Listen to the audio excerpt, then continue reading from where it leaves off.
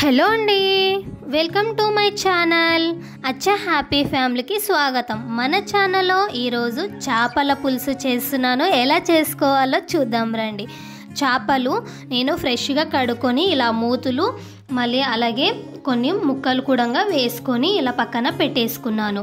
ఇక్కడ 2 ఉల్లిపాయలు పేస్ట్ చేసుకొని పక్కన ఉంచుకోండి.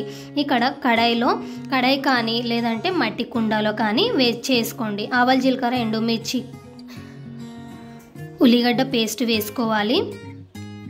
అలాగే కరివేపాకు పచ్చిమిర్చి వేసుకొని బాగా వేపుకోవాలి. బ్రౌన్ కలర్ వచ్చిన తర్వాత అల్లం వెల్లుల్లి పేస్ట్ వేసుకొని ఇది కూడా స్మెల్ పోయేంత వరకు కలుపుకోవాలి.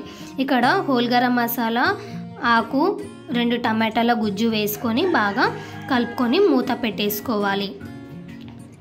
ఇప్పుడు ఆయిల్ పైనకు వచ్చేంత వరకు వేపుకోవాలి.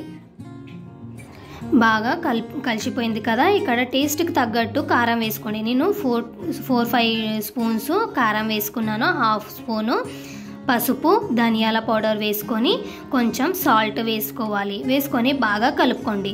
కలుపుకున్న తర్వాత ఇక్కడ చింతపండు చిన్న నిమ్మకాయ సైజ్ అంతా చింతపండు వేసుకొని బాగా కలుపుకున్న తర్వాత మనకు పులుసుకి సరిపోయేటంత వాటర్ వేసుకొని ఇక్కడ చేపల మసాలా వేసుకుంటున్నాను అనమాట. ఇక్కడ వేసుకున్న తర్వాత మూత పెట్టేసుకోండి. బాగా మసలేంత వరకు పులుసు మొత్తము మసాలాలన్నీ బాగా కలిసేలాగా మసలాలన్నమాట. దీంట్లో ఇప్పుడు చేపలు ఒకటి దాంట్లో వేసేసుకొని కలపకుండా అలాగే మూత పెట్టేసేయాలి. ఒక 10 నిమిషాలు మూత పెట్టేసిన తర్వాత బాగా మసలనివ్వాలి. ఇప్పుడు కొత్తిమీర వేసేసుకొని సర్వ్ చేసుకొని తినడమే. ఈ వీడియో మీకు నచ్చినట్లయితే లైక్ చేయండి, షేర్ చేయండి, సబ్స్క్రైబ్ చేసుకోండి. Bye bye.